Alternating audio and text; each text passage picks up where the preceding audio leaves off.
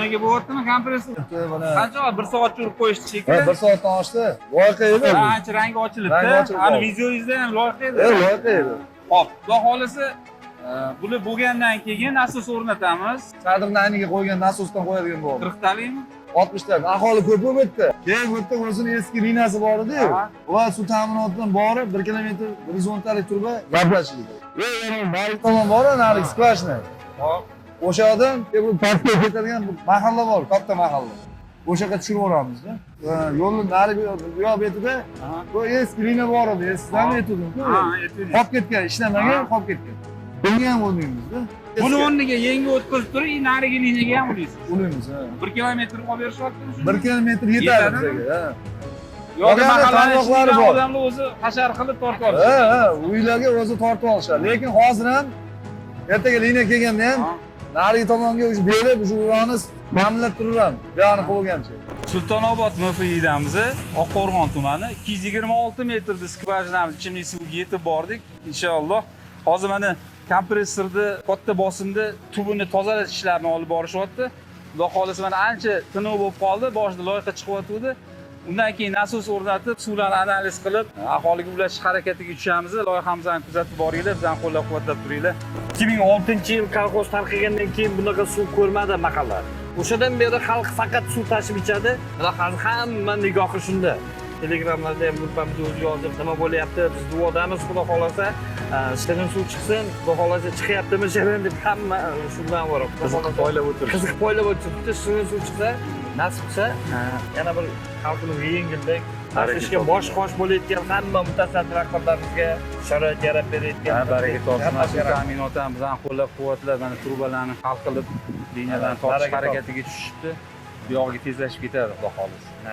Hozir nima ish bajaryapsizlar? Bizlar hozir mana 226 metr chuqurlikda o'zi 150 metr hozir shlankamiz tushgan. Kompressor 14 barlik kompressorga havo berib, suvni tozalayapmiz. O'shanda nima vazifani bajaradi? Mana tozalanganda nima bo'ladi? Bu suvni nasosdan oldin tozalab, loyqalarni yo'qotib, suvni tiniqlashtirib beradi.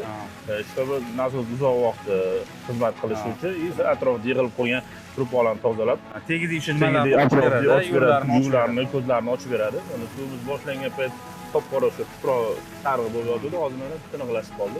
1,5 soat bo'ldi. 1,5 soat. Kamida 2 soat ishlash kerak. Kamida 2 soat ishlash. O'zlari xizmat qiladi, o'zlari qarab beradigan joylarda ko'p janjal chiqadi. Suv yetib olmaydi. Ega bo'lmagan joyda tartib bo'lmaydi-da. Nazorat qilib bo'lmaydi. Misol uchun kimdir 50 talik turbani ochadi-da, jumlay qo'ymaydi. Tashab qo'yadi. Bo'ldi, voqea yoturadi, keyingi qo'shnilariga, oxirgi xonadonlarga yetib olmaydi.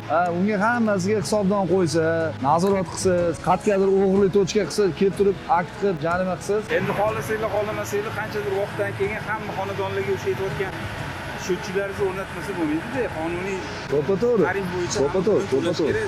To'ppa-to'g'ri. Mana biz skvajina qilganimiz bilan aholiga topshirib ketamiz. U Vodokanal mana suv ta'minoti rayonni boshlig'i ular o'zligini balansiga olishadi. Shu nolvoy nima bilan xarajat bilan balansga kirgizishadi. Va bundan buyog'iga hamma texnik nimalarga bular javobgar bo'lishadi, mas'ul bo'lishadi.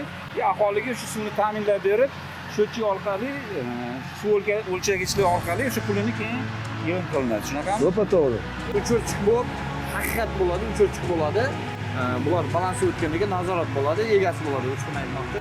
Xudo xolasa hamma joyda suv shunda boshdan oxirigacha foydalanib bo'laydi. Tariflar bo'yicha farqi bormi shahar bilan viloyat? Yo'q, bir xil.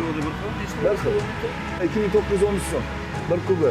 Lekin shaharnikida sal farqi bo'lib turgani hozir oqova suv ham olmaydi, kanalizatsiya. Sal qimmatroq chiqadi. Bizda endi kanalizatsiya yo'q, shuning uchun suvni o'ziga olmaydi. Viloyatlarda lekin farq qiladi. Misol uchun Buxoroda, Xorazmda u boshqacha tarif. Tarifi boshqacha. Boshqacharoq. Viloyatda har xil deysiz. Viloyatda har xil, lekin shahar bilan boshqa viloyat bilan shahar bir xil ekan. Tashti bir xil.